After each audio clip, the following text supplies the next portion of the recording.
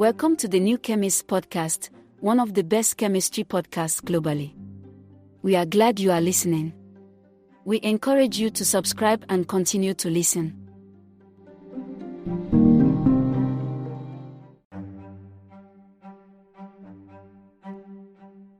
Welcome to the new Chemist podcast.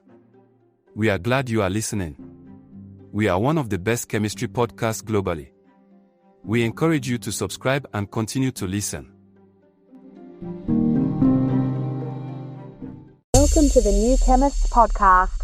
We are so glad you are listening. Feel free to subscribe on Spotify and tell your friends and colleagues about the podcast.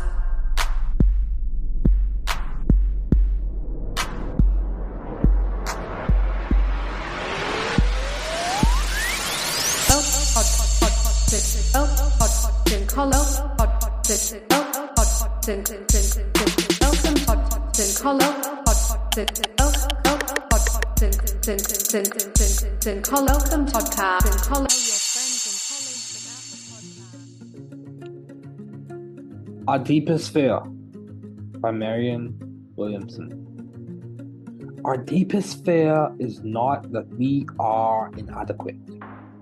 Our deepest fear is that we are powerful beyond measure. It is our light, not our darkness, that most frightens us. We ask ourselves, who am I to be brilliant, gorgeous, talented, fabulous? Actually, who are you not to be? You are a child of God. Your playing small does not serve the world. There's nothing enlightening about shrinking so that other people won't feel insecure around you. We are all meant to shine as children do. We were born to make manifest the glory of God that is within us. It's not just in some of us. It's in everyone. And as we let our own light shine, we unconsciously give other people permission to do the same. As we're liberated from our own fear, our presence automatically liberates others. Our Deepest Fear by Marianne Williamson.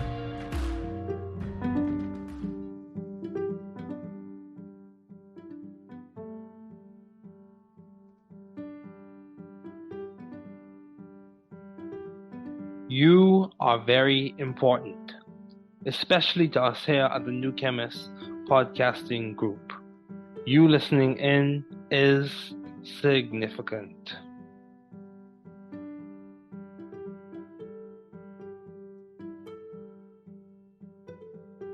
Vous êtes très important, surtout pour nous ici au New Chemist Podcasting Group. Votre écoute est significative.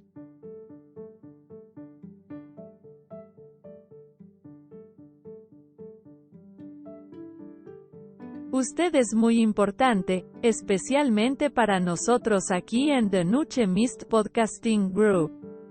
Usted escuchando, es significativo. Você é muito importante.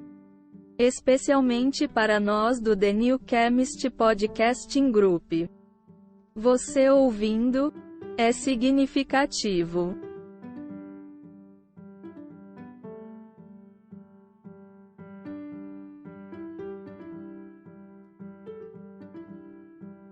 Είστε πολύ σημαντικοί, ειδικά για εμάς εδώ στο The New Chemist Podcasting Group.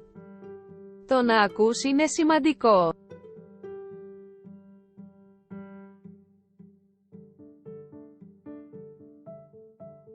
Sie sind sehr wichtig, besonders für uns hier bei The New Chemist Podcasting Group. Es ist wichtig, dass du zuhörst.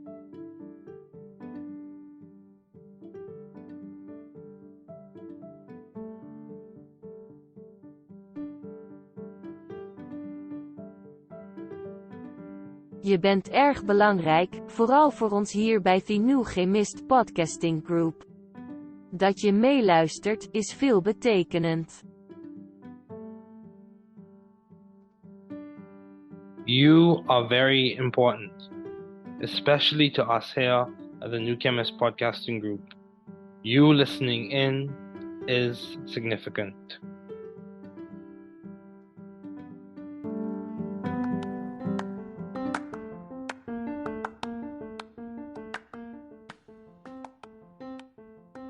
Welcome to the New Chemist podcast.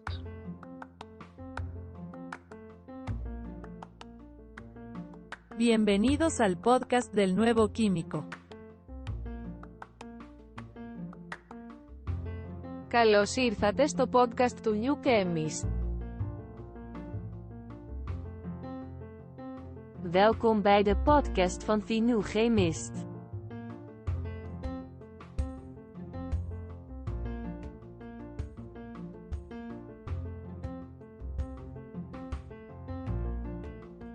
Bienvenue sur le podcast du nouveau chimiste.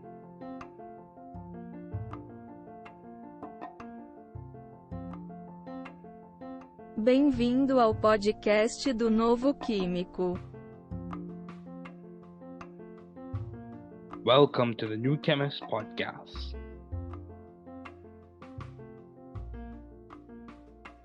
Work hard. Be value-driven. You can do it. You can grow and learn it. You can be the difference you and your community needs. Don't give up. We are here, rooting and cheering for you. Don't give up.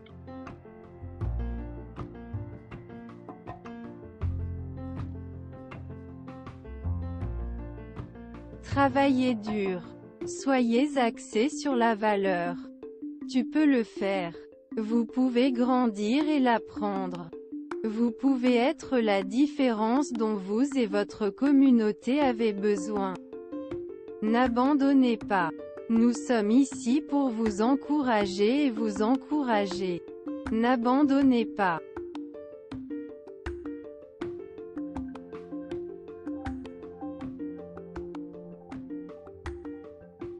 Trabalhar duro. Seja orientado por valores. Você consegue. Você pode crescer e aprender.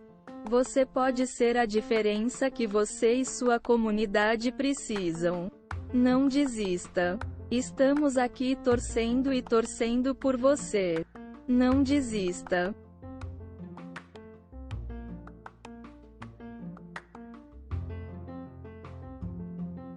Δούλεψε σκληρά. Να οδηγείτε στην αξία. Μπορείς να το κάνεις. Μπορείτε να μεγαλώσετε και να το μάθετε.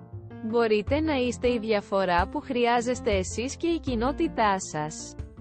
Μην τα παρατάς. Είμαστε εδώ για να σας ζητοκραυγάσουμε. Μην τα παρατάς.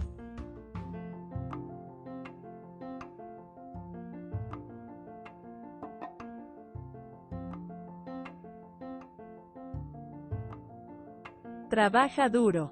Sea impulsado por el valor. Puedes hacerlo.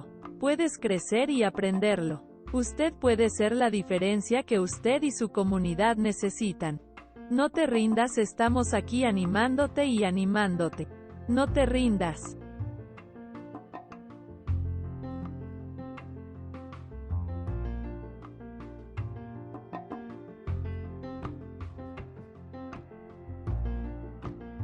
Werk hard. Wees waardegedreven. Je kunt het. Je kunt groeien en leren. U kunt het verschil zijn dat u en uw gemeenschap nodig hebben. Geef niet op. We zijn hier om voor je te roten en te juichen. Geef niet op.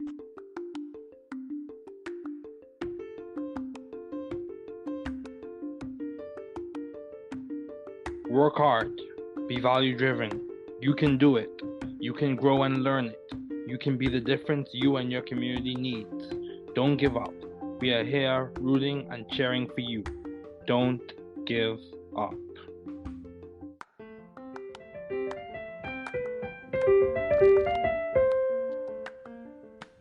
Thanks for listening. We're glad you were able to tune into this podcast. Once again, this is The New Chemist, where we discuss chemistry, which simply put is the science of change, as well as the other sciences, careers, community, research, and COVID-19. Thanks again for listening. note, the views on this podcast represent those of my guest and I.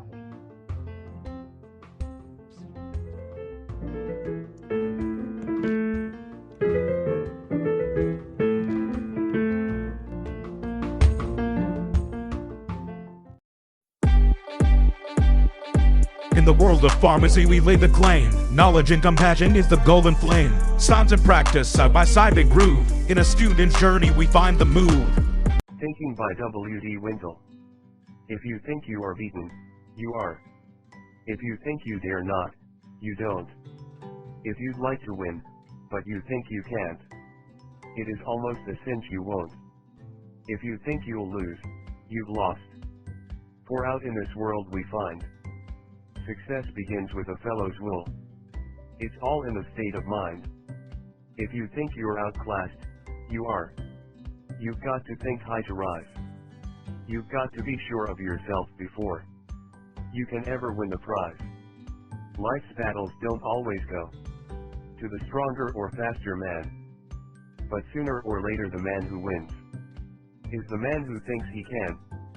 Remember, strategy, hard work, collaboration, and execution. You can do it. You can do it.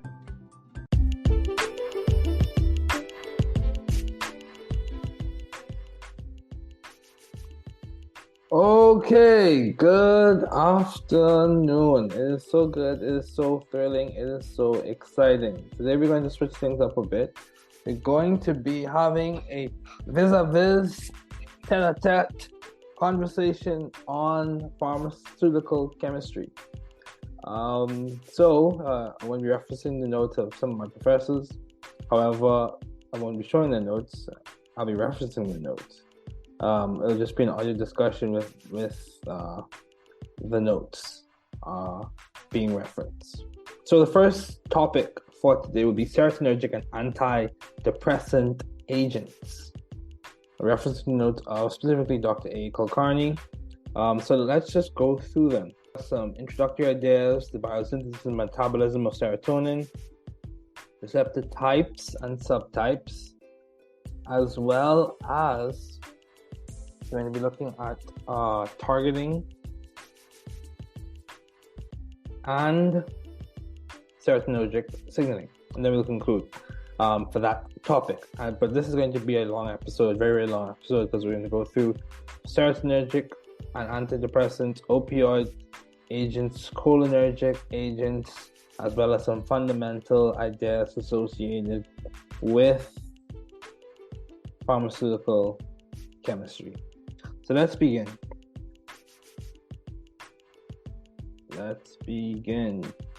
Okay, so serotonin. Serotonin, otherwise known as 5-hydroxytryptamine, or 5-HT, was identified as a neuroreceptor ligand in the late 1940s. Serotonin is associated with depression/anxiety, schizophrenia, hallucinations, drug abuse, appetite control, vomiting, etc. Just a quick note, these episodes are not intended for medical advice, counseling, or suggestions. Please refer and consult the relevant medical professionals, whether it be your physician, your GP, your general practitioner, your physician, your NP, your nurse practitioner, your physician assistant, as well as your pharmacist. Make sure they are licensed in the state and registered with the board as well. So, continuing on, advances in histochemical fluorescence techniques led to the application of radioligand binding assays for 5-HT and elucidated the pathophysiological role in a variety of aforementioned disorders, so depression, schizophrenia, obesity, etc.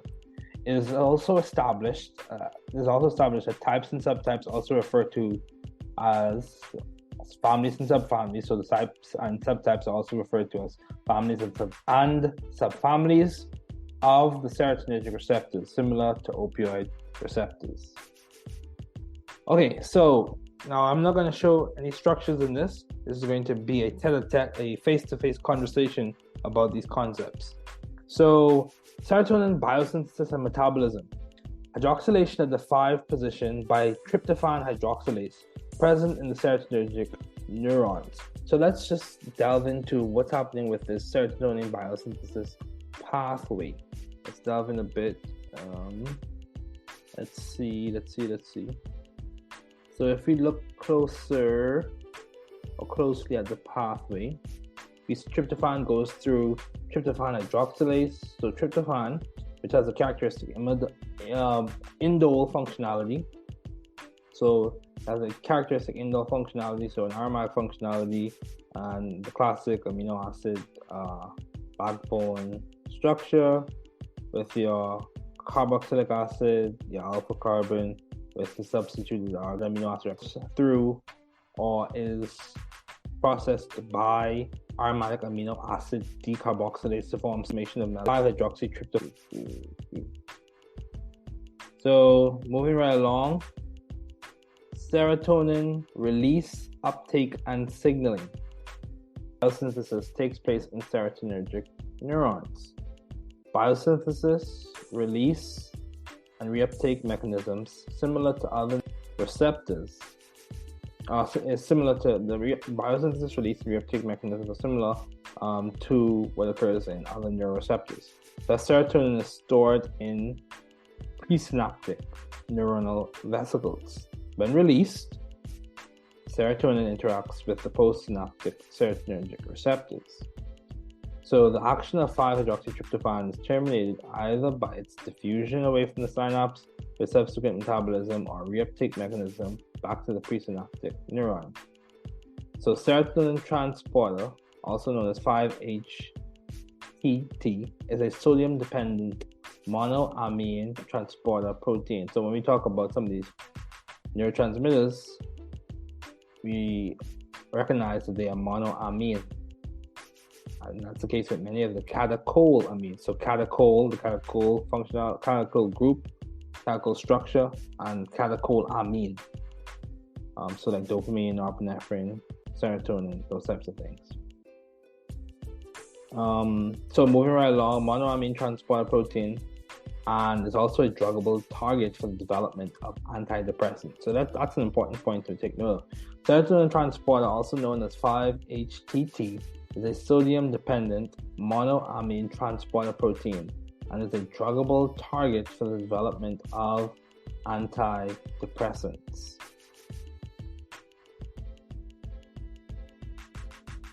So 7 types of 5-hydroxytryptophan. There are 7 types of 5-hydroxytryptophan receptors, denoted by 5-HT1 to 5-HT7. All except 5-HT3 are coupled to G proteins. 5-HT3 is a ligand-gated ion channel selective for sodium cations and potassium cations. Okay, so serotonin receptor types. So you have the 5-HT1 family. So further subdivided into 6 subfamilies: 5-HT1A to 5-HT1F. So 5-HT1A to 5-HT1F.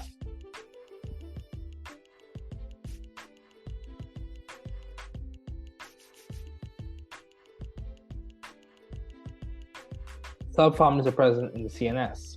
So 5-HT1A through E, also found in blood vessels, is involved in functions such as anxiety, addiction, vasoconstriction, etc. With the exception of 5-HT1E, all other receptors of this family exhibit high affinity for 5-carboxamidotryptophan. So with the exception of 5-HT1E, all of the receptors of this family exhibit high affinity for 5-carboxamidotryptophan. So also 8-hydroxy-2-di-N-propylaminotetralenine, or OHO, or 8-OH-DPAT, represents a selective 5-HT1A agonist. Very important. 8-hydroxy-2-di-N-propylaminotetralenine, or 8-OH-DPAT, represents a selective 5-HT1A agonist. This suggests that an intact indole nucleus is not required for 5-HT1A agonism. Let's keep going. Okay, so 5-HT1A selective agonists. We're looking specifically at long-chain aryl piperazines. So long-chain aryl piperazines, or piperazines. So long-chain aryl piperazines, LCAPs.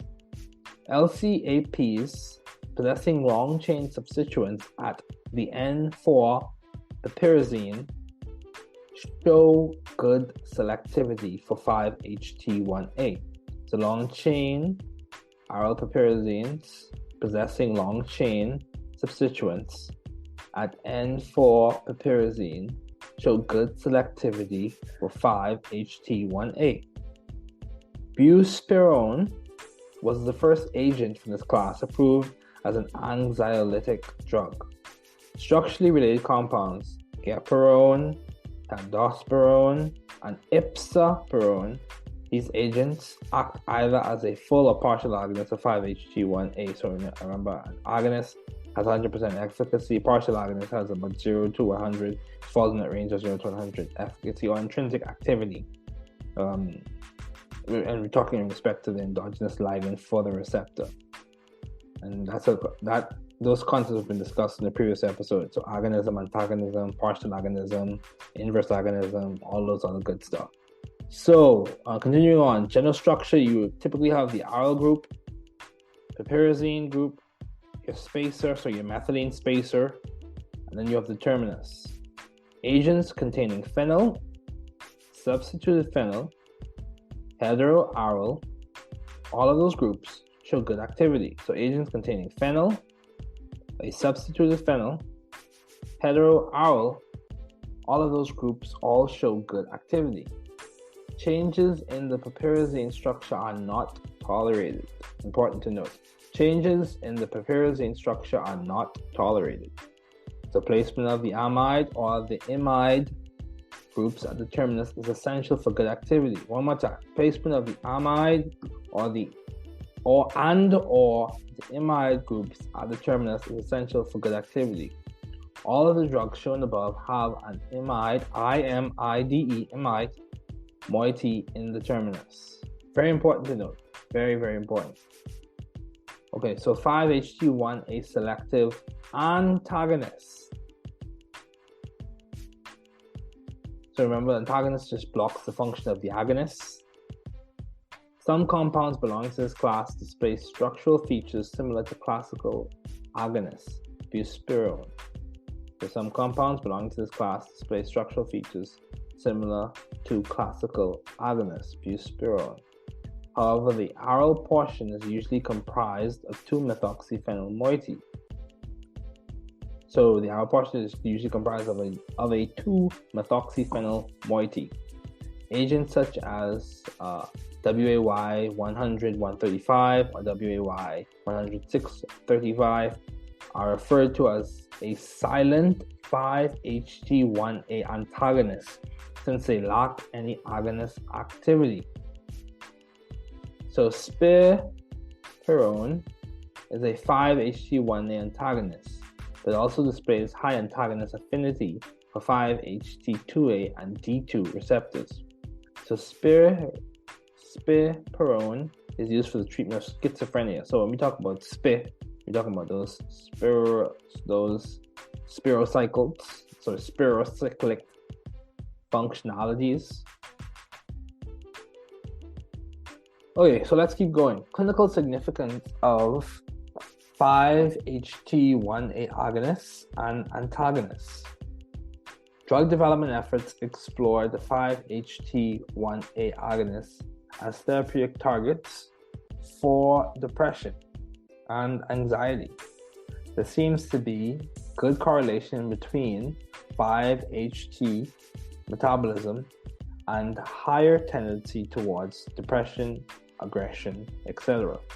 So drug development explores. So we're talking about the clinical significance of 5-HT1A agonists and antagonists.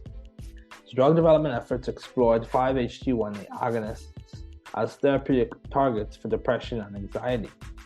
There seems to be a good correlation between 5-HT metabolism and higher tendency towards depression, aggression, etc. Gepirone produced significant symptomatic relief in patients with depression. Buspirone was effective in the treatment of mixed anxious/depressive patients. Mixed anxious-depressive patients. So lack of 5-HT1A antagonists, lack of selectivity in or with 5-HT1A antagonists. So the activity at other 5-HT receptor subtypes, dopaminergic receptors, etc., has limited the drug development efforts that specifically target receptors. This specifically targets that receptor. Compounds like LY426965 are more metabolically stable and also display improved oral bioavailability as compared to WAY compounds. So LY426965 is being developed as a smoking cessation drug. So let's keep going. 5-HT1D receptor selective ligands.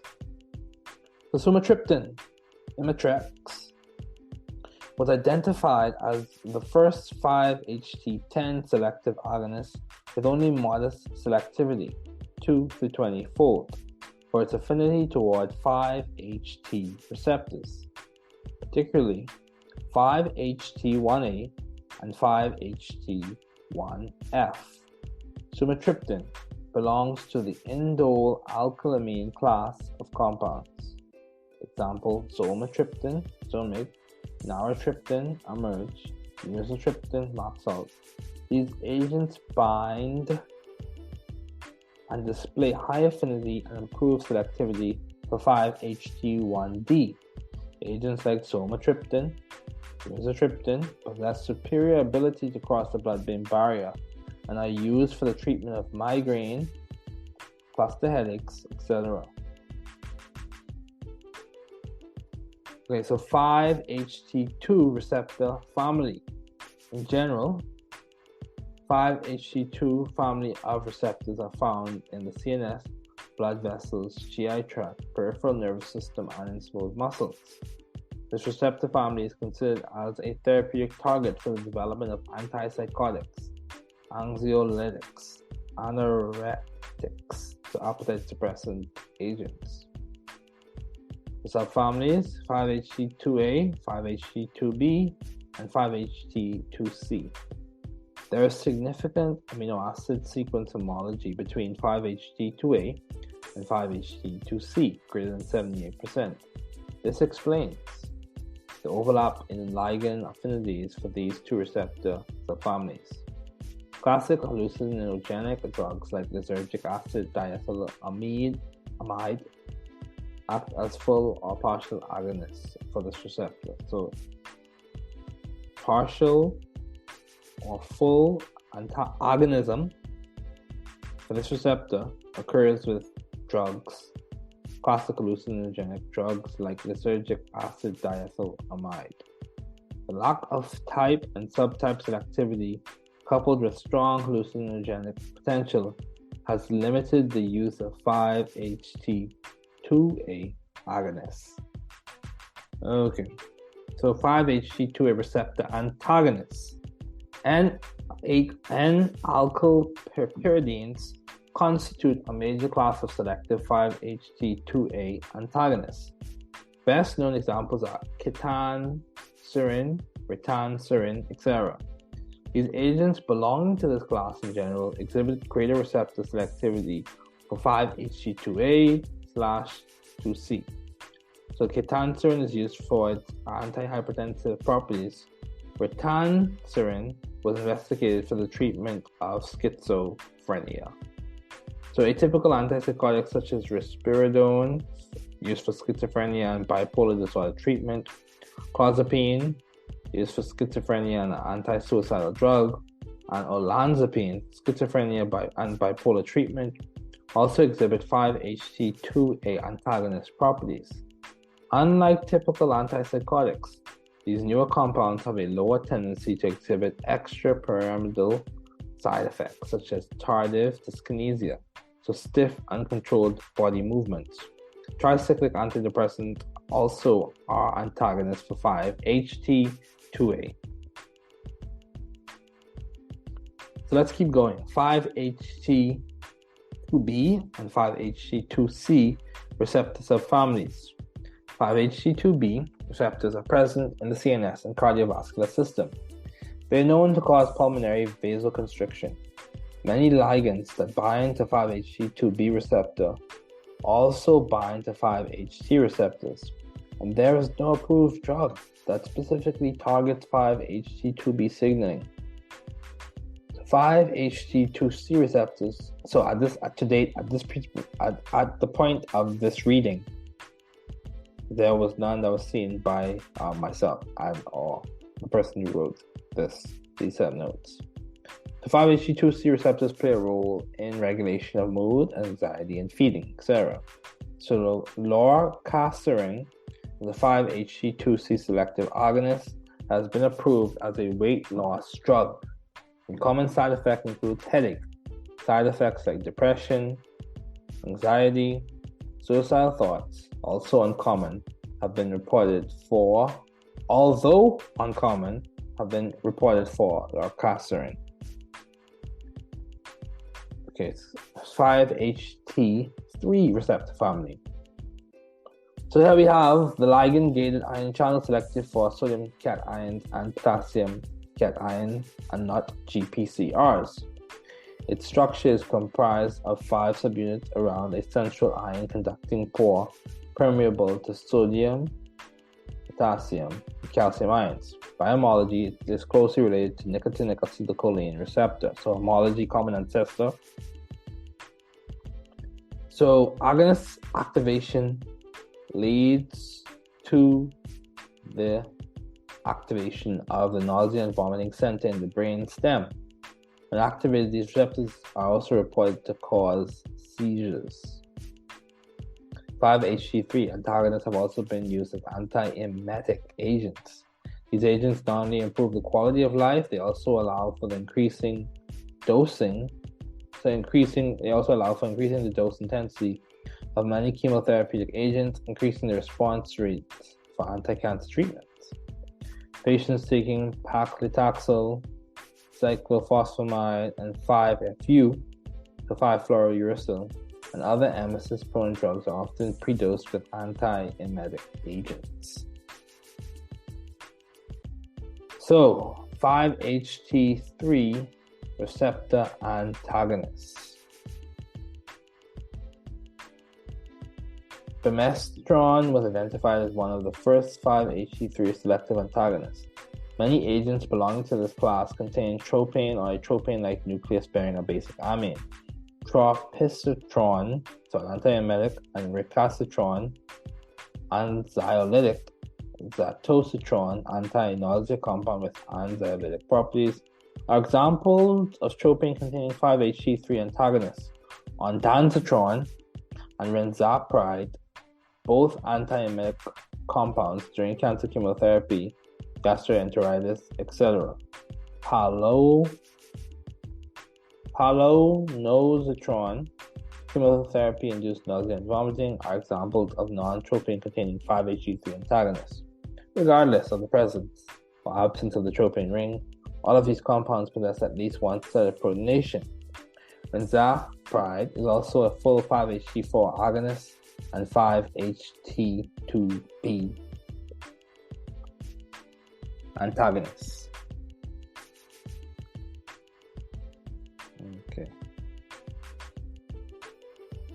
Okay, so 5-HT4 receptor. It belongs to the GPCR superfamily. It is coupled with GS agonist It belongs to the GPCR superfamily. It is coupled with GS agonists. Activation results in increased intracellular cyclic AMP, so cyclic adenosine monophosphate levels, primarily located in the CNS, gastrointestinal tract, urinary bladder, heart, etc. 5-HT4 agonists include cisapride, mosapride, brucalopride, and renzapride. Okay, 5-HT4 receptor. Cisapride increases the motility of the upper GI tract and is used to enhance gastric emptying. Serious side effects include drug-induced arrhythmia. Mozapride promotes gastric emptying and is used for the treatment of gastroesophageal reflux disease, GERD, irritable bowel syndrome, etc. Prucalopride is used for the colonic mobility. Prucalopride is used for the colonic mobility. It does not induce arrhythmias. Zacopride, Renzapride, and Mozapride are also 5-HT3 antagonists. Zacopride displays anxiolytic properties at the therapeutic dose.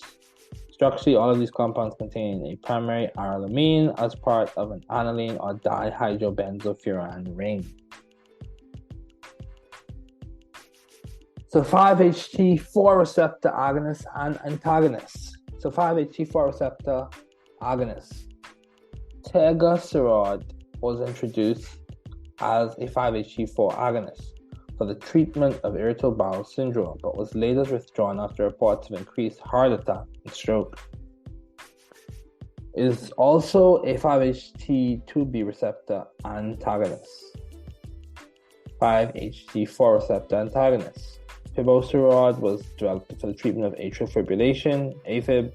The drug was also developed as a potential therapy for heart failure. 5-HT5 through 7 receptors. 5-HT5 receptors are predominantly found in the brain and are further subdivided into 5-HT5A and 5-HT5B receptor subfamilies. So 5-carboxamidotryptophan is a non-selective agonist for this receptor. One more time. 5-carboxamidotryptophan is a non-selective agonist for this receptor. 5-HT6 receptor is present in the CNS and plays a role in motor control, emotional stability, cognition, and memory. So 5-HT6 antagonists have been shown to reduce appetite and promote weight loss.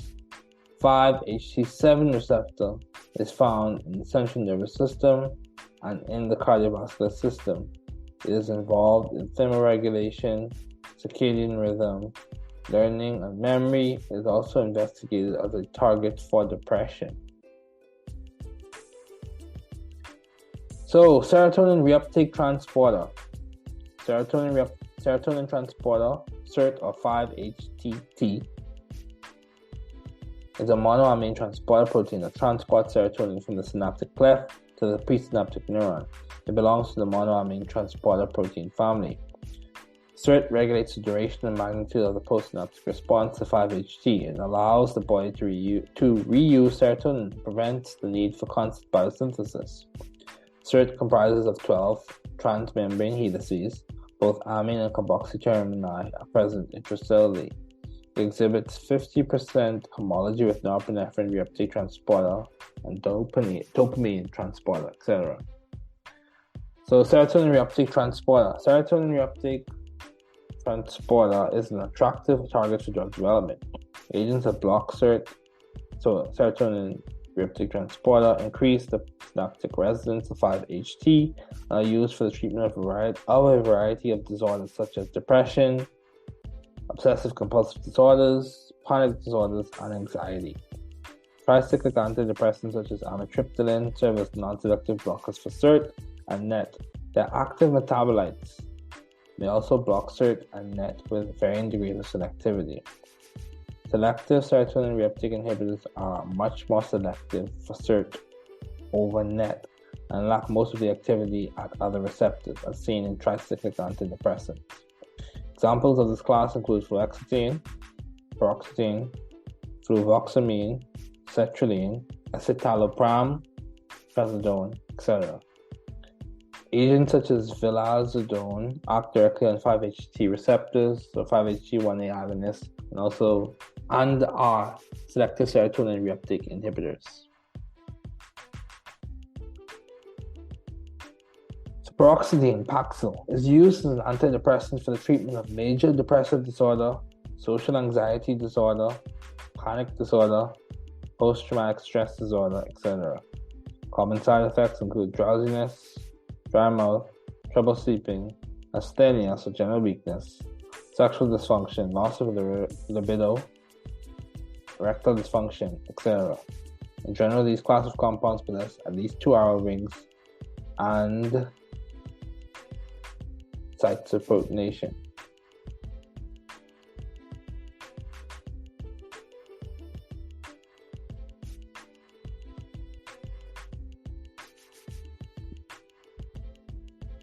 In general, these classes possess at least 2 arrow rings. Chemically, paroxetine is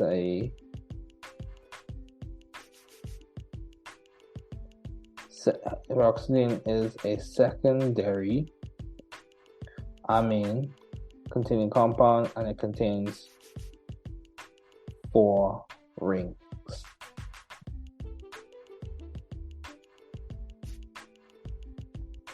Okay, fluoxetine. So Prozac is used for similar conditions as paroxetine.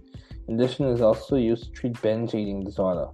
Common side effects are similar to paroxetine. In addition, this drug is reported to cause discontinuation syndrome. Rapid discontinuation of therapy causes dizziness, disturbances in balance, tingling, numbness, electrical shock-like sensations, etc. Fluoxetine and other SSRIs, when taken with MAO, may cause serotonin syndrome. Symptoms include fever, agitation, diarrhea, seizures, muscle weakness, etc. Thus, these drugs are contraindicated in patients taking MAO inhibitors. So when taking, fluoxetine and other selective serotonin reuptake inhibitors when taken with MAO inhibitors may cause serotonin syndrome. These symptoms include fever, agitation, diarrhea, seizures, muscle weakness, etc. Thus, these drugs are contraindicated in patients taking MAO inhibitors. Fluoxetine is a CYP2D6 inhibitor, and in some cases is contraindicated in dextromethorphan containing cold and cough medications. It blocks dextromethorphan metabolism. So,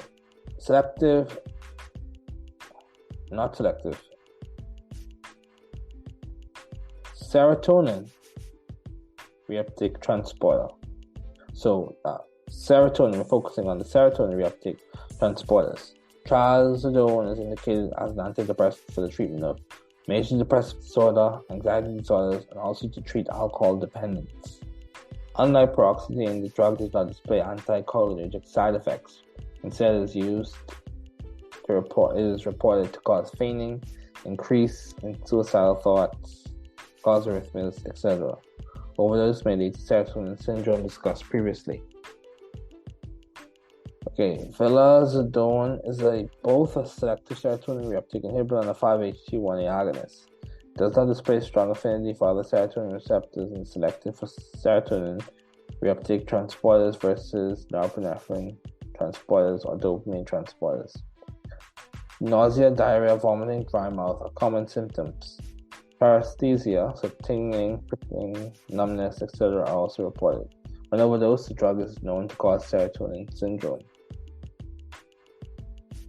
Okay, so that's the end of the serotonin segment.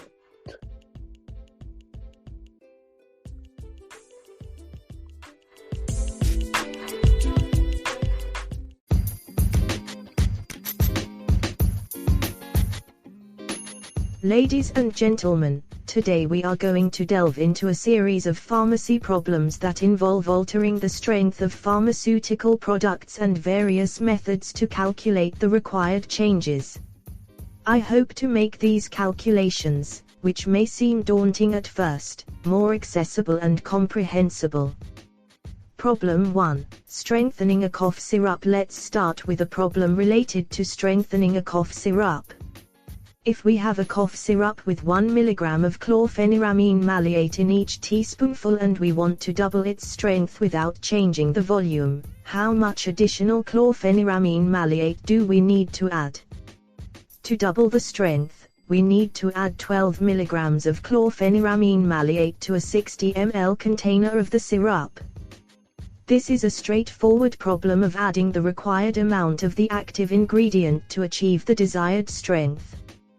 Problem 2. Modifying sphloxime acetyl suspension. In the next case, a pharmacist receives a prescription for a sphloxime acetyl suspension containing 300 mg of the drug in each 5 ml, and needs to modify an existing suspension of 250 mg/5 ml.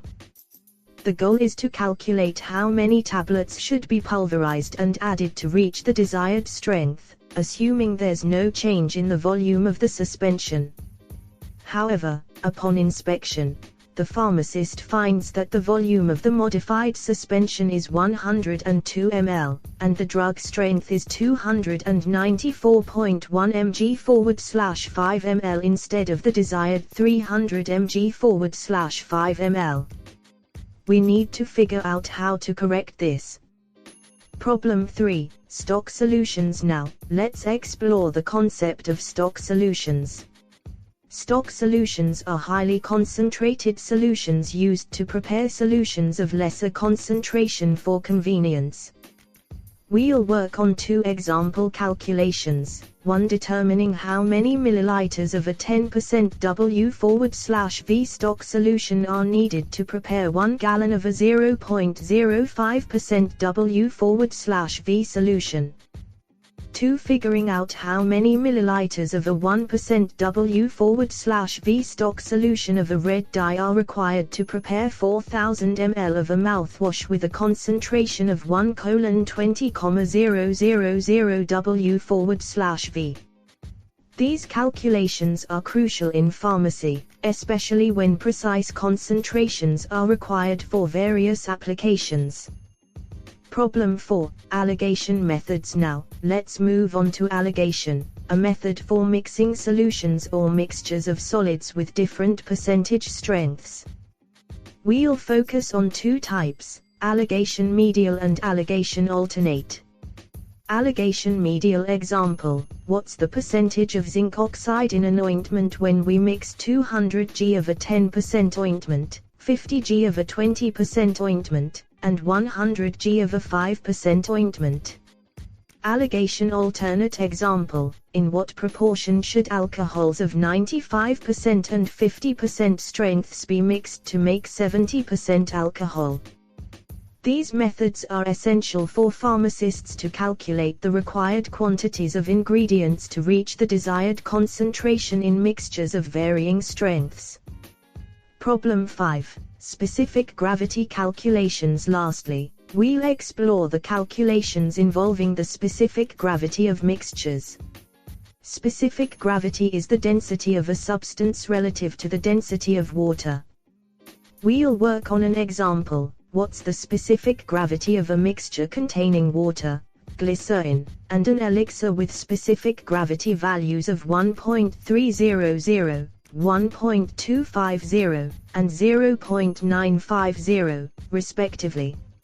Specific gravity calculations are vital in pharmacy, especially when mixing different liquids with varying densities. These problems may seem complex, but with a deep understanding of the underlying principles and methods, we can confidently tackle them. That's why it's important to practice these calculations and master them to excel in the field of pharmacy. Thank you for your attention, and I hope this lecture has been informative and helpful. Ladies and gentlemen, today we are going to delve into the fascinating world of pharmaceutical calculations, with a focus on altering strength, stock solutions, and alligation calculations. These are vital skills for pharmacists and pharmaceutical professionals, as they allow us to prepare and adjust various formulations, ensuring that patients receive the correct medications in the right concentrations. We'll tackle each problem step by step, following the legacy of precision and care exemplified by the great scientists and chemists who have paved the way for our profession. Problem 1.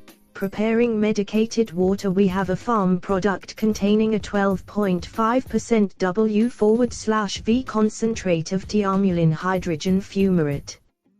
To create medicated water with 227 mg of thiamulin hydrogen fumarate per gallon, we need to find out how many gallons we can prepare from a liter of concentrate. First, let's calculate the amount of thiamulin hydrogen fumarate in 1 liter of concentrate. 12.5% of 1000 ml, 1 liter, equals 125 g. Next, we need to determine how many gallons the 125 g will medicate. Since 1 gallon is approximately 3.7851 liters, we can use this to find our answer. 125 g / 227 mg / gallon equals 125 g / 0.227 g / gallon, almost equal to 549.34 gallons. So, you can prepare approximately 549 gallons of medicated water from 1 liter of concentrate. Now, let's proceed to the next problem. Problem 2. Concentration of azelaic acid. We're asked to calculate the final concentration of azelaic acid after adding 12 g of it to 50 g of an ointment containing 15% azelaic acid.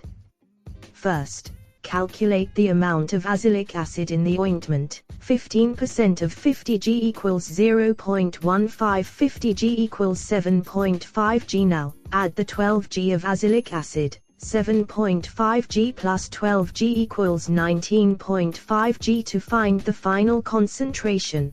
Divide this total amount by the total weight of the ointment. 19.5 g / 50 g plus 12 g equals 19.5 g / 62 g, almost equal to 0.3145 or 31.45%. The final concentration of azelaic acid in the ointment is approximately 31.45%.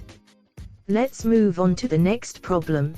Problem 3. Dilution of solution. We have 400 ml of a 20% W/V solution that needs to be diluted to 2L. We want to find the final percentage strength. First, calculate the amount of solute, active ingredient, in the initial 400 ml solution. 20% of 400 ml equals 0.20, 400 ml equals 80 ml. Now, calculate the final percentage strength after dilution. 80 ml, solute, / 2000 ml, total volume, 100%, almost equal to 4%. The final percentage strength is approximately 4%. Let's continue with the next problem. Problem 4. Preparing mupirocin ointment. We need to determine how many grams of a polyethylene glycol ointment base must be mixed with a 22 g tube of Bactroban ointment, 2% W/W, to prepare a concentration of 5 mg / g. First, calculate the total amount of mupirocin needed. 5 mg / g, 2 mg / g. Total grams of ointment equals 3 mg / g. Total grams of ointment. Next, set up the equation. 3 mg / g total grams of ointment equals 22 g. Bactroban ointment. Now, solve for the total grams of ointment needed.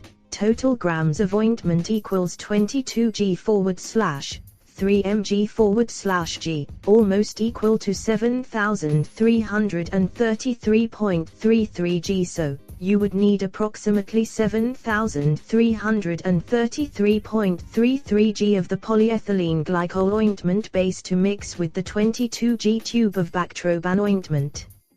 Let's move on to the next problem. Problem 5. Preparing progesterone gel. We need to determine how many grams of an 8% W/W progesterone gel must be mixed with 1.45 g of a 4% W/W progesterone gel to prepare a 5.5% W/W gel. First, calculate the amount of progesterone in the 5.5% W/W gel. 5.5% of x grams equals 0.055x. Now, set up the equation. 0.08x from the 8% gel plus 0.041.45 g from the 4% gel equals 0.055x. Solve for x. 0.08x plus 0.058g equals 0.055x 0.08x 0.055x equals 0.058g 0.025x equals 0.058g x equals 0.058g /0.025 almost equal to 2.32g, so you would need approximately 2.32g of the 8% W/W progesterone gel. I'll be addressing the remaining problems in subsequent responses. Stay tuned for more pharmaceutical calculations. Ladies and gentlemen, today we will delve into the intriguing world of pharmaceutical calculations and the fascinating realm of strength, stock solutions, and allegation calculations. Our journey will be akin to deciphering complex chemical equations, where precision and accuracy are paramount. As the new chemist, I shall guide you through each problem step by step, elucidating the solutions along the way. 1. Preparing medicated water from concentrate. We begin with the question of how many gallons of medicated water can be prepared from a liter of concentrate. To determine this, we must consider the desired final concentration of thiamulin hydrogen fumarate, which is 227 mg per gallon. This problem involves simple dilution calculations. 2. Calculating final concentration. Our next question pertains to determining the final concentration of azelaic acid in an ointment after adding a specific amount of pure azelaic acid to an existing ointment. This problem is resolved through straightforward calculations. 3. Dilution of a solution. In question 3, we are presented with a scenario involving the dilution of a 20% W/V solution to achieve a final desired concentration. We shall utilize the principles of dilution and the relationship between the initial and final volume. 4. Preparing an ointment with specific concentration. This challenge involves determining the quantity of an ointment base to mix with a given amount of a 2% W/W mupirocin ointment to achieve a specific concentration. The concept of concentration plays a pivotal role here.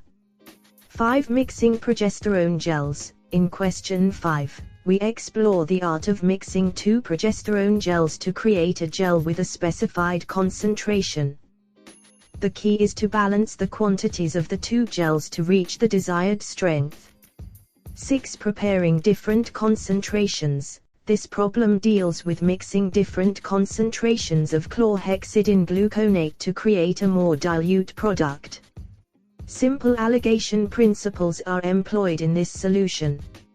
7. Combining creams of different concentrations. In the world of pharmaceutical compounding, question 7 requires us to calculate the quantities of a 1% W/W hydrocortisone cream and a cream base to obtain the desired concentration. The principle of dilution shall guide our path. 8. Preparation of a solution with changed strength.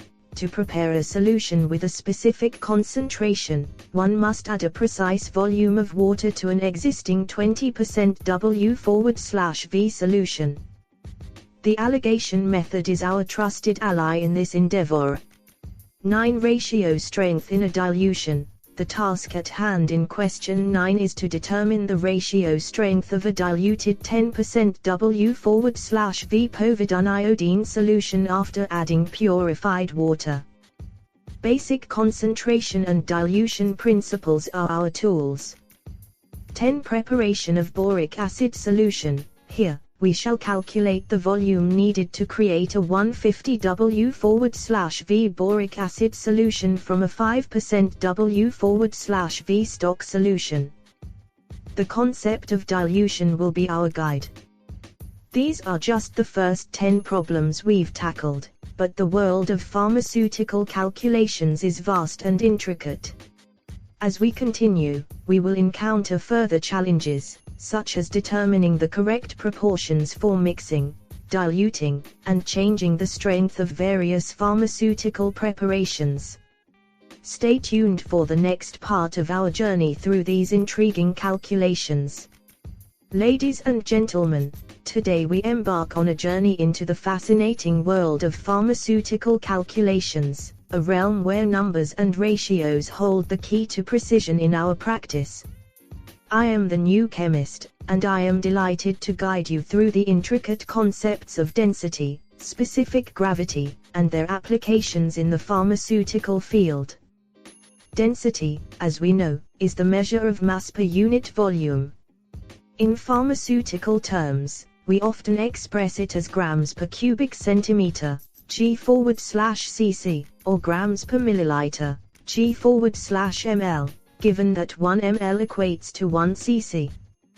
This allows us to relate the density of substances to the density of water, which is our reference standard at 1 G/ml. To calculate density, we simply divide mass by volume. For instance, if we have 10 ml of sulfuric acid weighing 18 grams, its density is 18 G/10 ml or 1.8 G/ml. Specific gravity, on the other hand, is a relative value, representing the weight of a substance in comparison to the weight of an equal volume of a standard substance, both at the same temperature. In our pharmaceutical world, water typically serves as the standard for liquids and solids.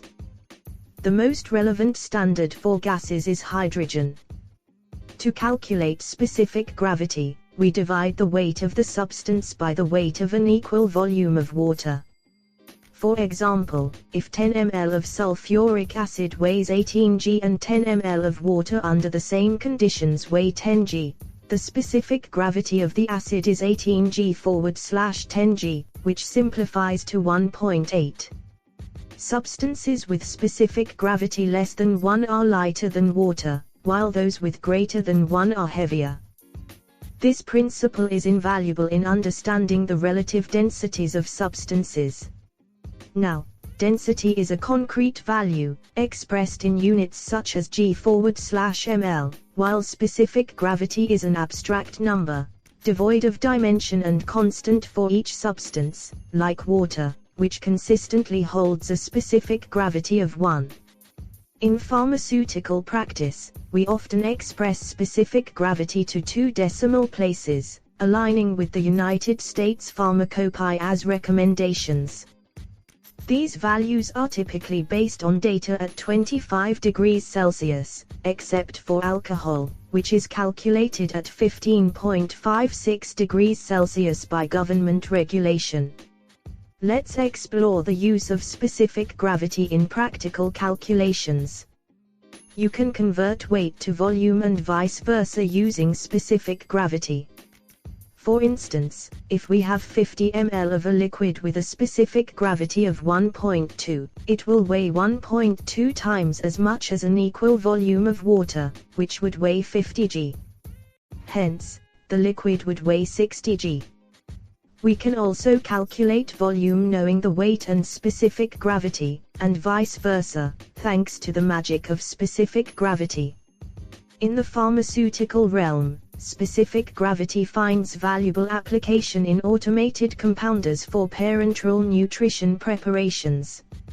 It's a crucial factor in determining the final volume of a mixture based on weight divided by the specific gravity. And, in the clinical setting, specific gravity is an essential parameter in urinalysis. It offers insights into the concentration of urine particles and a patient's hydration level. Now, as we delve into the provided calculations, I encourage you to approach each problem systematically, leveraging the principles of density and specific gravity. These calculations underpin pharmaceutical practice, ensuring the precision and reliability of our formulations and, ultimately, the safety of patients. So, my fellow pharmaceutical enthusiasts, let's embark on this intellectual voyage, using the power of numbers to unlock the secrets of our profession, and as you do, remember the wise words of Antoine Lavoisier, in nature, Nothing is created, nothing is lost, everything changes.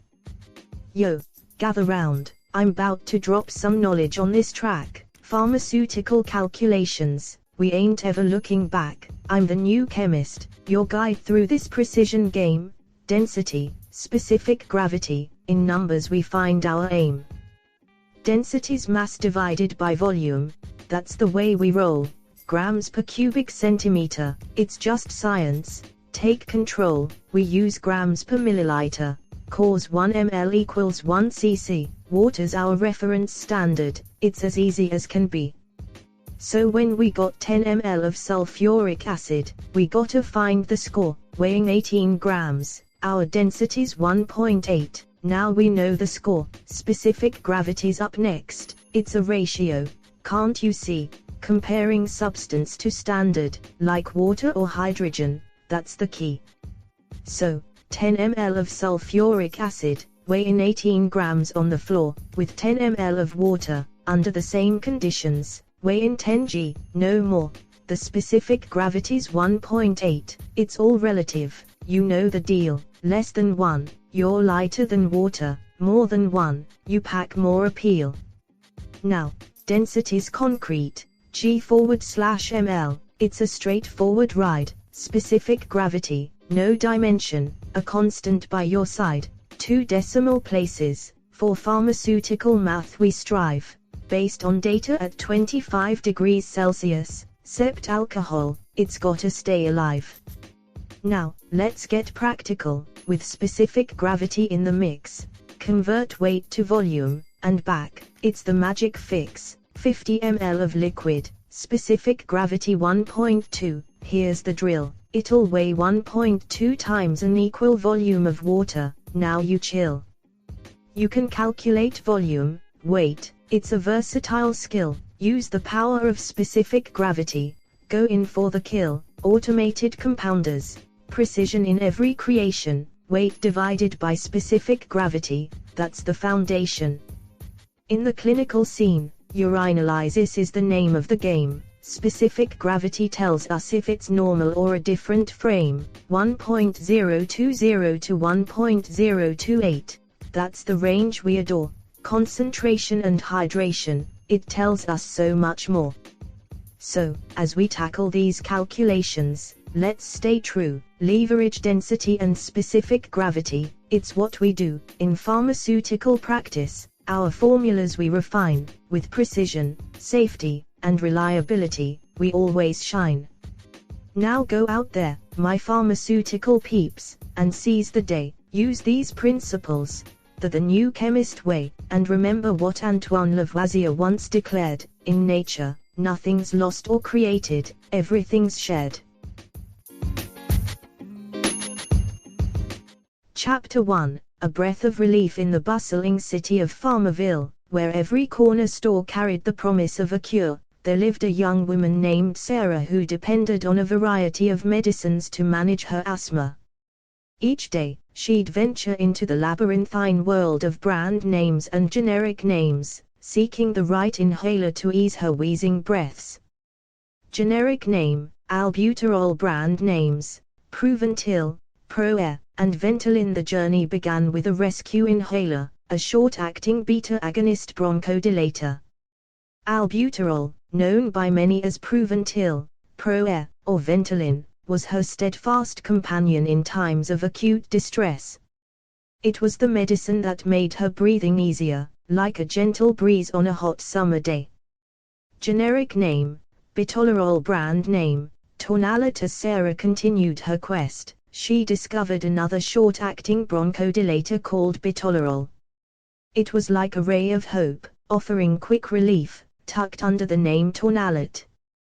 Generic name, Ephedrine. Amidst the maze of medications, Sarah found Ephedrine, a name echoing with a sense of ancient herbal wisdom. It was simple and unadorned, yet effective. Generic name, Epinephrine. Brand name, Adrenaline or Primaton Mist. Epinephrine, also known as adrenaline, or Primaton Mist, was a name that sent shivers down her spine, quite literally. It was the medicine she reserved for emergencies, like a superhero swooping in to save the day. Generic name, Livalbuterol. Brand name, Xenopex. Sarah stumbled upon Livalbuterol, wearing the intriguing title Xenopex, a name as exotic as the relief it provided. Generic name, Metaprotenol. Brand name, Alupant. Metaprotenol, the modest yet effective Alupant, was a name that whispered comfort like an old friend. Generic name, Pabuterol. Brand name, Maxair. Pabuterol, also known as Maxair, was like a calming breeze in the storm of asthma, providing solace with each puff. Generic name, Tarbutaline. Brand names, Breathair or Breathine. Tarbutaline, known as Breathair or Breathine, was the medicine that allowed Sarah to breathe easy, like a gentle sigh of relief. Chapter 2, The Perfect Harmony. Generic name, Albuterol / Ipratropium. Brand name, Combivalent. The day came when Sarah's physician prescribed her a combination short-acting bronchodilator, Albuterol / Ipratropium, conveniently named Combivalent. It was the harmony of two ingredients in one, offering a symphony of relief. Chapter 3, A Breath Beyond. Generic name, Formoterol. Brand name, Foradil. Long-acting beta-adrenergic bronchodilators like Formoterol, in their regal Foradil attire, promised a breath that extended beyond the ordinary. Generic name, Indacatrol. Brand name, Arcapta. Indacatrol, the guardian of airways, stood tall as Arcapta, warding off breathlessness. Generic name, Olodaterol. Brand name, Strivadi. Olodaterol, a true visionary, sought to lead Sarah towards a life filled with the strivings of breath well taken. Generic name, Salmeterol. Brand name, Cerevant. Salmeterol, also known as Cerevant, was a sentinel of calmness in the turbulent world of asthma. Chapter 4, Musings of the Lungs. Generic name, Aclidinium. Brand name, Tudorza. Sarah ventured into the realm of long-acting antimuscarinic bronchodilators, where Aclidinium was a soothing companion, known as Tudorza. Generic name, Schiotropium. Brand name, Spiriva. Schiotropium, bearing the name Spiriva, was the guide to serenity, ensuring Sarah's lungs danced to a tranquil tune. Generic name, Eumiclidinium. Brand name, Incruse. Eumiclidinium, known as Incruse, opened the gates to unbridled breath, where every inhalation was an increase in life. Generic name, Glycopyrrolate. Brand name, Lonela magnaire. Glycopyrrolate, donning the mystique of Lonela magnaire, was a name reminiscent of elegance and relief in harmony. Generic name, Revenfanacin. Brand name, Upelri. Revenfanacin, the bearer of the name Upelri, whispered the promise of rejuvenation with every dose. Chapter 5, The Healing Mist. Generic name, Montelukast. Brand name, singular. Turning her attention to Leukotriene inhibitors, Sarah found Montelukast, known as singular, a name that sounded like a song of hope in the darkest of nights. Generic name, Zafirlukast. Brand name, Accolate. Zafirlukast, the silent guardian named Accolate, offered refuge against the storms that raged in her chest. Generic name, Ziluton. Brand name, Ziflosia. Ziluton, cloaked as Ziflosia, was a name that resonated with control and relief. Chapter 6, The Melody of Lungs. Generic name, Difilin. Brand names, Dilla, Dilix, and Lufilin. Difilin was the medicine that brought melody to Sarah's lungs. It had the aliases of Dilla, Dilix, and Lufilin, each name singing a different verse of relief. Generic name, Roflumilast. Brand name, Dalirisp. Roflumilast, under the title Dalirisp, was like the conductor of a soothing symphony, orchestrating each breath. Generic name, Theophylline. Brand names, Elixophilin, Slowphilin, Unifil, Theodia, and Theo24. Theophylline was the medley of breath, with numerous names like Elixophilin, Slowphilin, Unifil, Theodia, and Theo24, each brand name adding its unique note to the composition. Chapter 7, The Elixir of Life. Generic name, Omalizumab. Brand name, Xolair, subcutaneous, Sarah discovered the elixir of life in the form of omalizumab, a monoclonal antibody known as Xolair, offering subcutaneous salvation. Generic name, benralizumab. Brand name, Fasenra, subcutaneous every 8 weeks.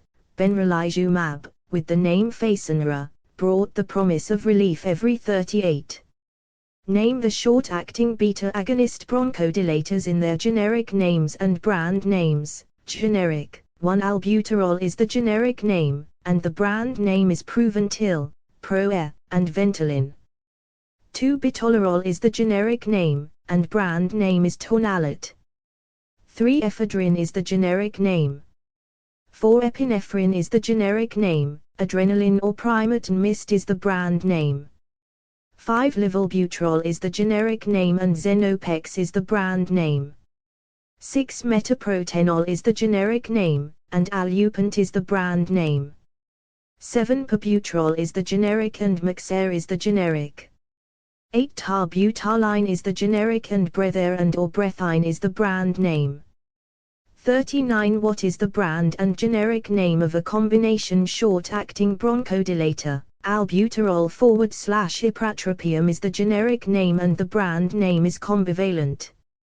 40. What is the brand and generic name long-acting beta-adrenergic bronchodilators? 1. Formoterol is the generic name and the brand name is Foradil. 2. Indacaterol is the generic name and Arcapta is the brand name. 3. Olodaterol is the generic name and Strivadi is the brand name. 4. Salmeterol is the generic name, and Cerevant is the brand name. 5. Vilanterol is the generic name. 41. What is the generic and brand name for the long-acting antimuscarinic bronchodilators? 1. Aclidinium is the generic name and Tudorza is the brand name. 2. Tiotropium is the generic name, and Spiriva is the brand name. 3. Umeclidinium is the generic name, and Incruz is the brand name. 4. Glycopyrrolate is the generic name, and Lonela Magnair is the brand name. 5. Rivenfanacin is the generic name, and Upelri is the brand name. 42. What are the brand and generic names for aerosol corticosteroids? 1. Beclomethasone is the generic name, and Kva, Biclovant and Vanseril are the brand names. 2. Budesonide is the generic name, and Pulmicort is the brand name. 3. Ciclisnide is the generic name, and Alvesco is the brand. 3/4 Pharmacy School First 10 Weeks 4. Mometazone is the generic name, and Asmanex is the brand name. 5. Flunisolide is the generic name, and Aerobid, and Aerospan is the brand name. 6. Fluticasone propionate is the generic name, and Flovant is the brand name. 7. Tramaquinolone is the generic name, and Asmacort is the brand name. 43. What are the brand names and generic names of combination inhalers? 1. Formoterol/budesonide are the generic names and Symbicort is the brand name. 2. Formoterol/mometazone are the generic names and Dulera is the brand name. 3. Salmeterol/fluticasone propionate are the generic names and Advair is the brand name. 4. Vilanterol/fluticasone furoate are the generic names and Brioellipta is the brand name. 5. Vilanterol/umeclidinium are the generic names, and Anaro is the brand name. 44. What are the generic and brand names of Leukotriene inhibitors? 1. Montelukast is the generic name and Singulair is the brand name. 2. Zafirlukast is the generic name, and Aculate is brand game. 3. Ziluton is the generic name, and Ziflo-CR is the brand name. 45. What are the brand names and generic names of phosphodiesterase inhibitors and methylxanthines? 1. Difilin is the generic name, and Dila, Dilix and Lufalin are the brand name. 2. Roflumilast is the generic name, and Dalirisp is the brand name. 3. Theophylline is the generic name, and Elixophilin, Slofilin, Unifil, Theodia, Theo24 are the brand names. 46. What are the generic names and brand names of monoclonal antibodies? 1. Omalizumab is the generic name, and Xolair, subcutaneous, is the brand name. 2. Benralizumab is the generic name, and Fasenra, subcutaneous every 8 weeks, is the brand name. 3. Mepolizumab is the generic name and Nucala, subcutaneous, is the brand name. 4. Reslizumab is the generic name, and Syncare, intravenous, is the brand name. 5. Dupilumab is the generic name, and Dupixent, subcutaneous, is the brand name.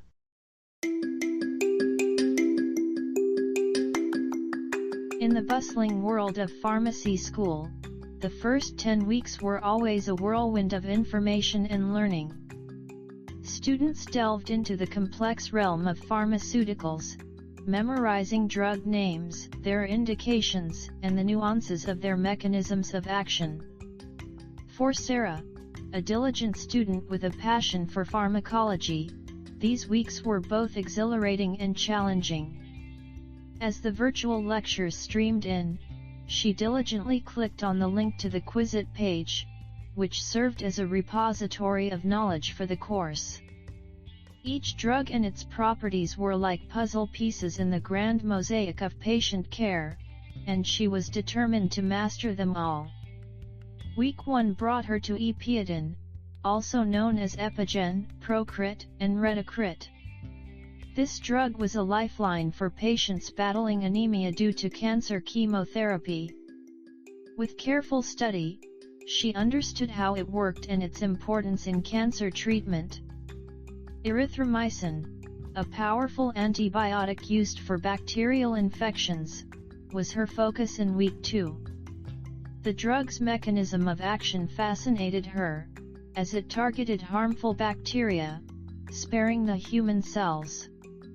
Escitalopram, or Lexapro, used for depression, occupied her thoughts in week 3.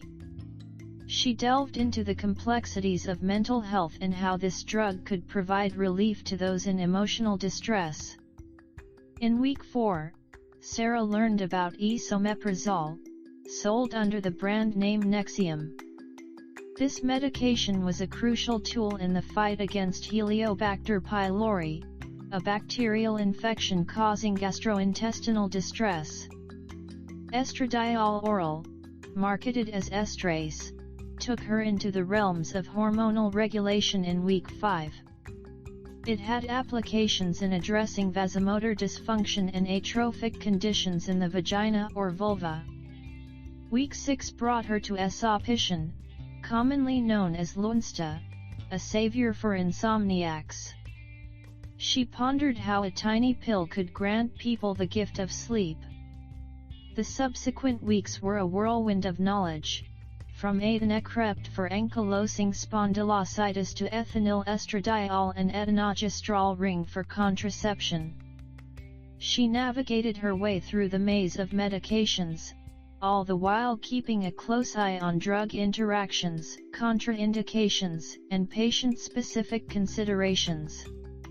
As the weeks progressed, Sarah developed an affinity for the complexities of pharmaceutical science.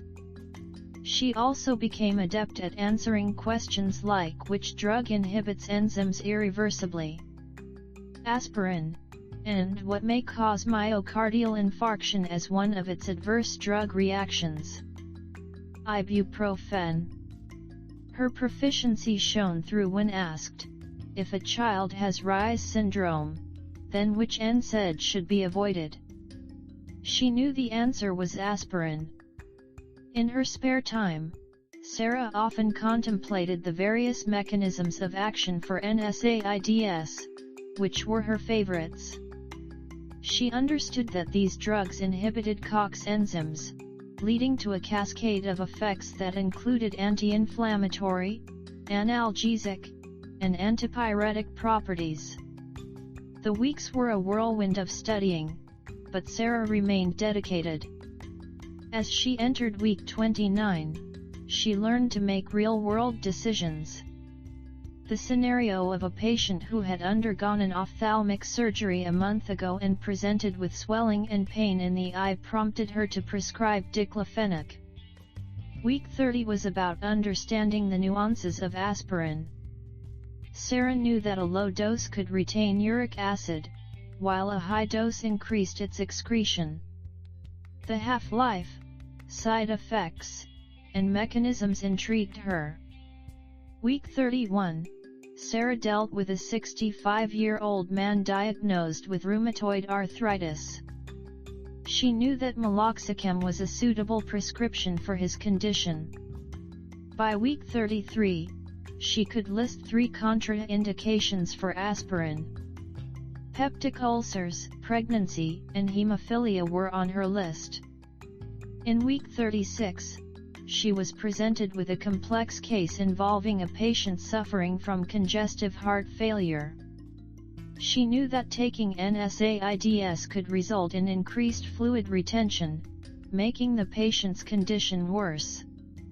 As the weeks passed, Sarah learned about various bronchodilators, corticosteroids, and other medications used in respiratory care.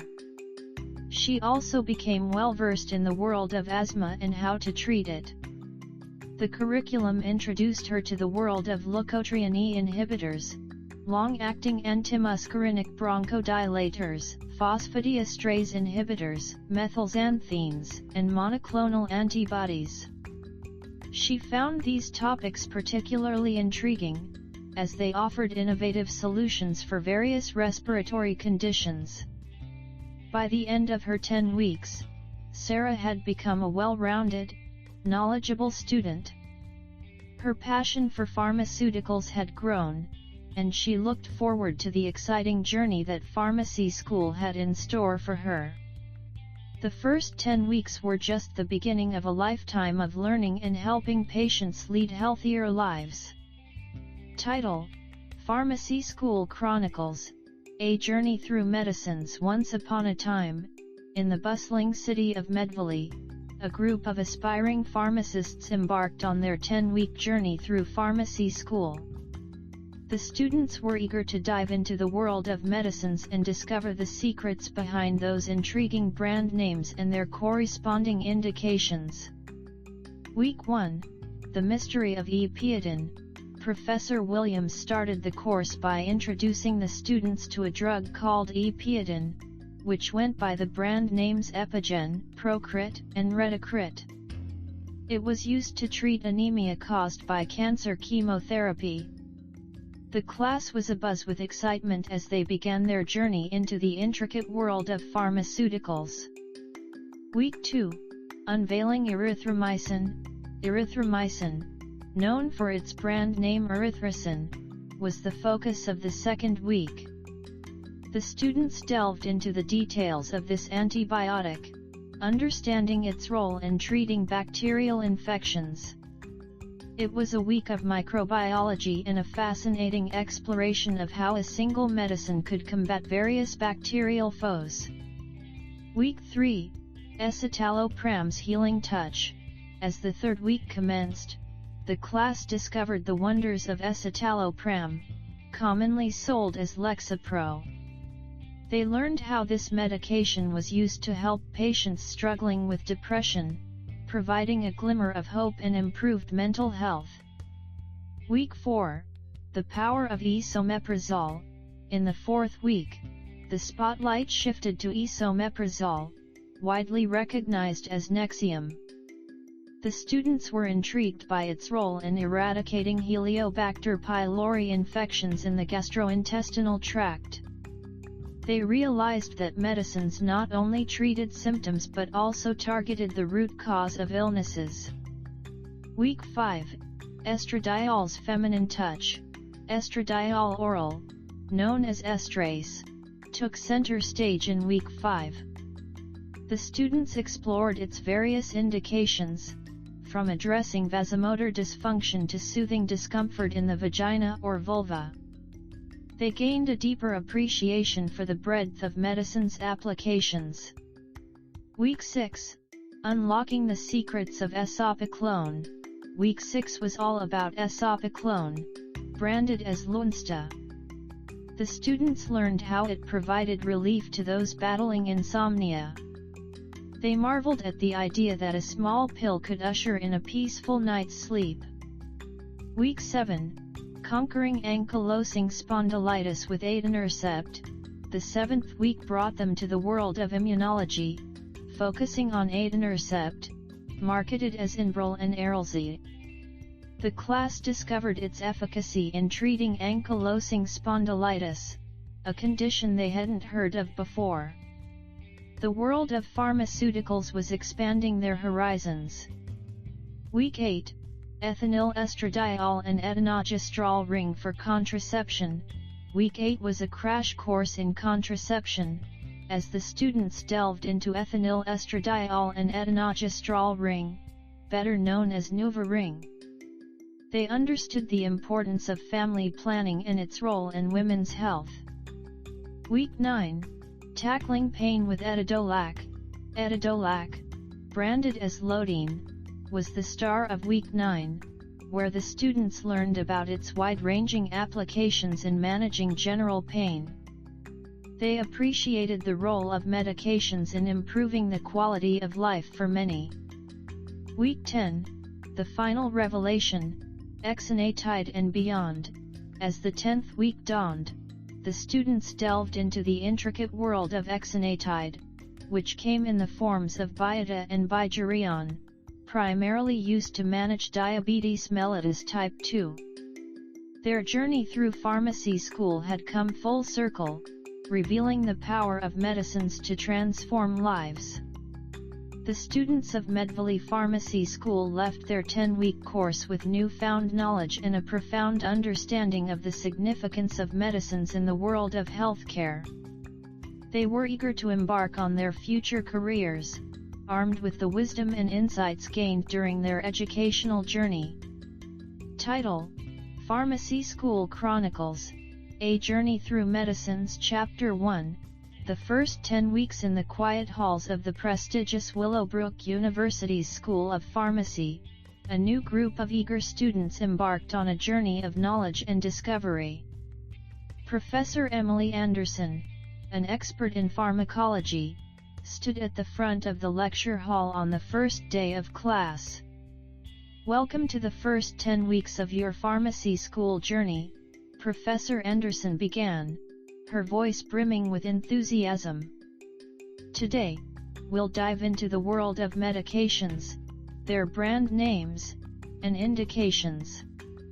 The class listened intently as Professor Anderson started with Epiodin, known by its brand names Epigen, Procrit, and Retacrit. Epiodin is a medication used to treat anemia caused by cancer chemotherapy. It's a lifeline for those battling cancer and the side effects of their treatment. As the weeks went by, students delved deeper into the world of pharmaceuticals. They learned about the antibiotic erythromycin, effective against bacterial infections.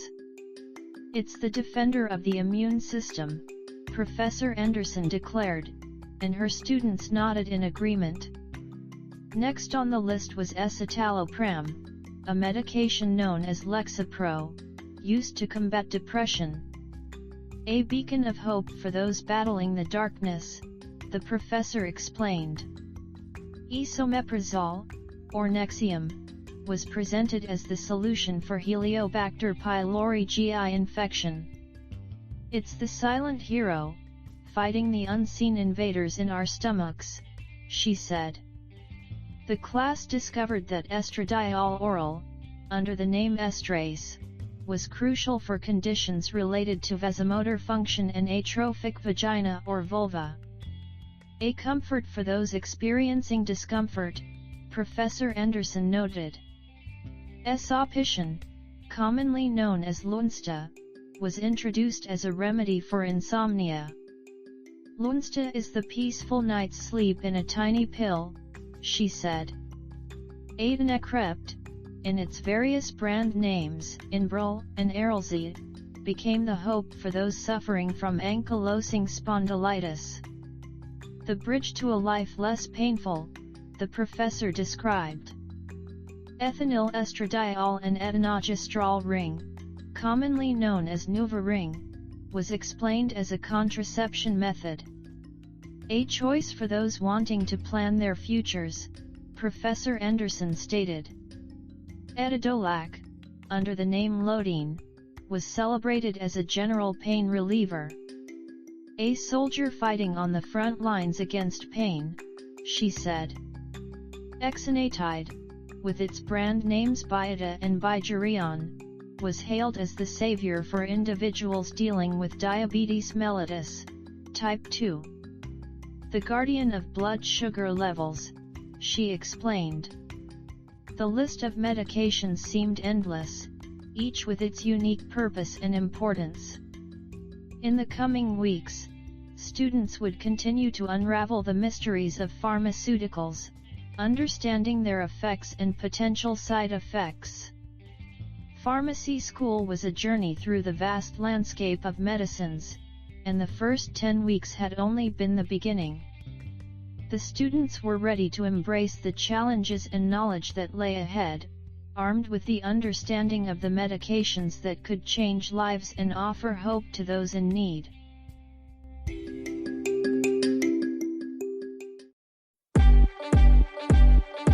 In the world of pharmacy, we lay the claim. Knowledge and compassion is the golden flame. Science and practice, side by side they groove. In a student's journey, we find the move. Welcome to the New Chemist podcast. We are so glad you are listening. Feel free to subscribe on Spotify and tell your friends and colleagues about the podcast.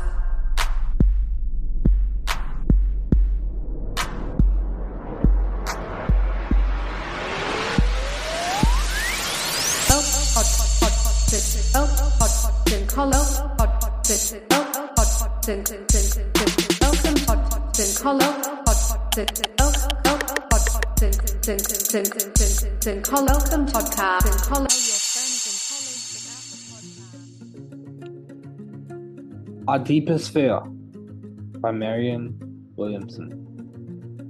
Our deepest fear is not that we are inadequate. Our deepest fear is that we are powerful beyond measure. It is our light, not our darkness, that most frightens us. We ask ourselves, who am I to be brilliant, gorgeous, talented, fabulous? Actually, who are you not to be? You are a child of God. Your playing small does not serve the world. There's nothing enlightening about shrinking so that other people won't feel insecure around you. We are all meant to shine as children do. We were born to make manifest the glory of God that is within us. It's not just in some of us. It's in everyone. And as we let our own light shine, we unconsciously give other people permission to do the same. As we're liberated from our own fear, our presence automatically liberates others. Our Deepest Fear by Marianne Williamson.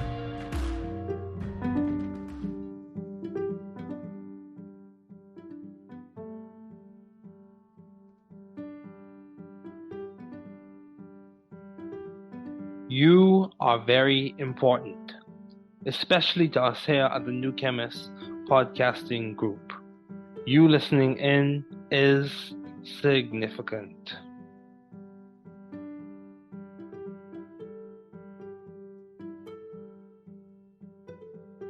Vous êtes très important, surtout pour nous ici au New Chemist Podcasting Group. Votre écoute est significative.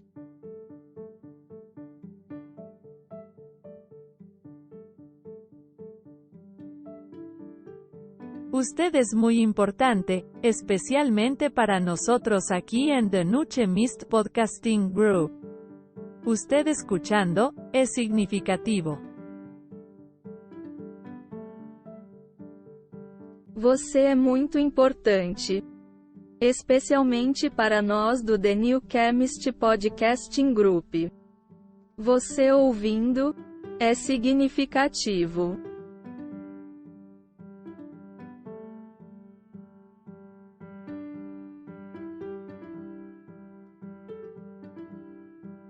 Είστε πολύ σημαντικοί, ειδικά για εμάς εδώ στο The New Chemist Podcasting Group.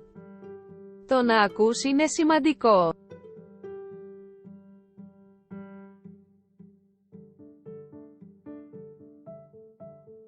Sie sind sehr wichtig, besonders für uns hier bei The New Chemist Podcasting Group. Es ist wichtig, dass du zuhörst.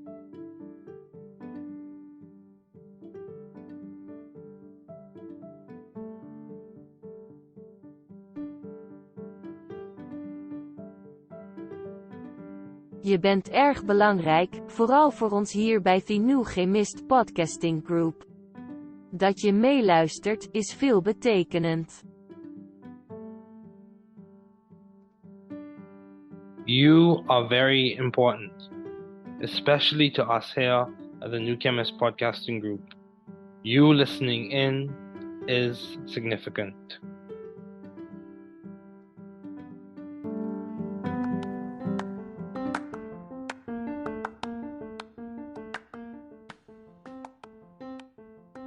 Welcome to the New Chemist Podcast.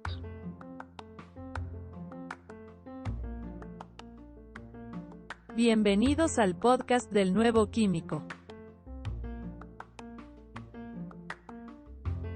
Καλώς ήρθατε στο podcast του New Chemist. Welkom bij de podcast van The New Chemist.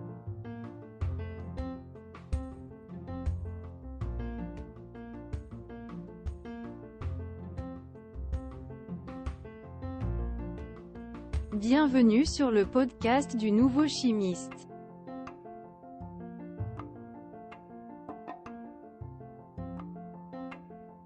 Bem-vindo ao podcast do novo químico. Welcome to the New Chemist Podcast.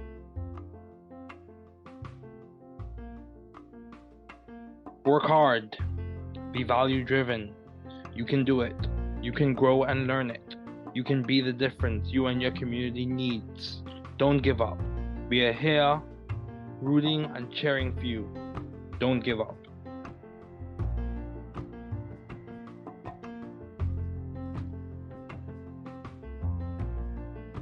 Travaillez dur.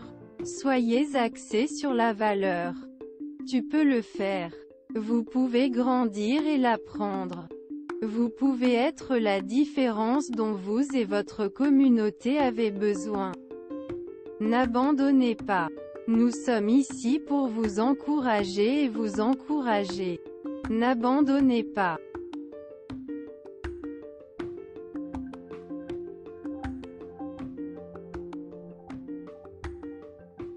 Trabalhar duro. Seja orientado por valores. Você consegue. Você pode crescer e aprender. Você pode ser a diferença que você e sua comunidade precisam. Não desista. Estamos aqui torcendo e torcendo por você. Não desista.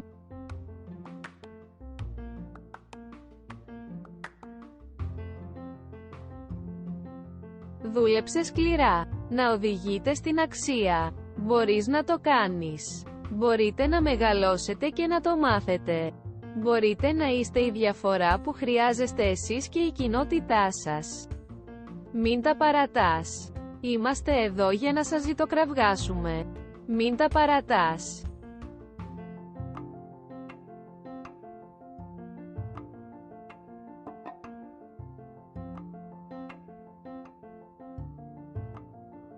Trabaja duro.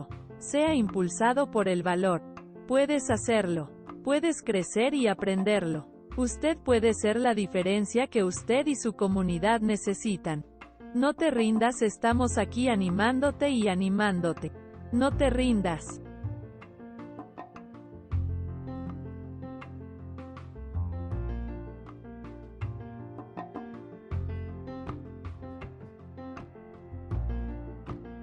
Werk hard. Wees waardegedreven. Je kunt het. Je kunt groeien en leren. U kunt het verschil zijn dat u en uw gemeenschap nodig hebben. Geef niet op. We zijn hier om voor je te roten en te juichen. Geef niet op.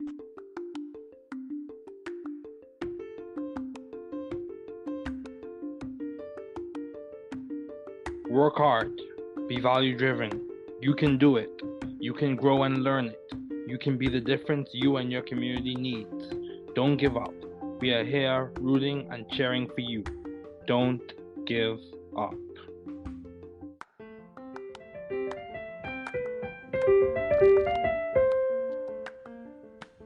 Thanks for listening. We're glad you were able to tune into this podcast. Once again, this is The New Chemist, where we discuss chemistry, which simply put is the science of change, as well as the other sciences, careers, community, research, and COVID-19. Thanks again for listening. Note, the views on this podcast represent those of my guest and I.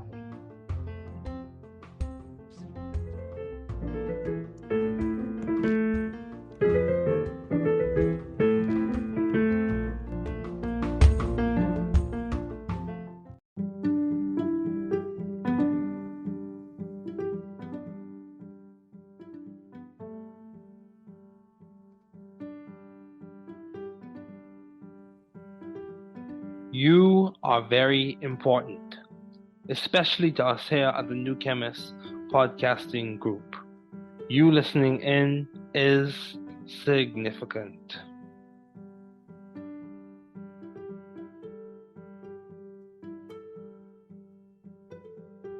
Vous êtes très important, surtout pour nous ici au New Chemist Podcasting Group. Votre écoute est significative.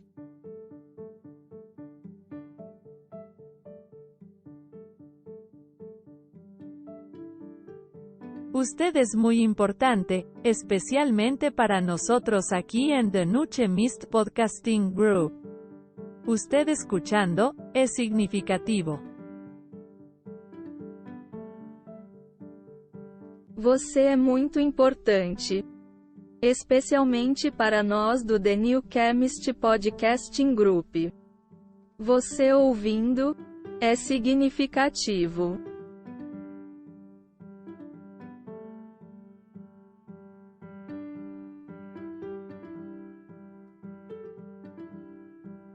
Είστε πολύ σημαντικοί, ειδικά για εμάς εδώ στο The New Chemist Podcasting Group. Το να ακούς είναι σημαντικό.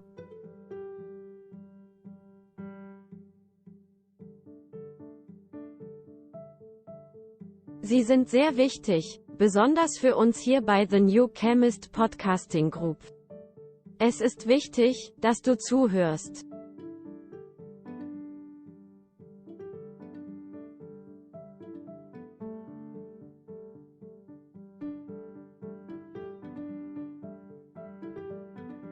Je bent erg belangrijk, vooral voor ons hier bij The New Chemist Podcasting Group. Dat je meeluistert, is veelbetekenend. You are very important, especially to us here at the New Chemist Podcasting Group. You listening in is significant.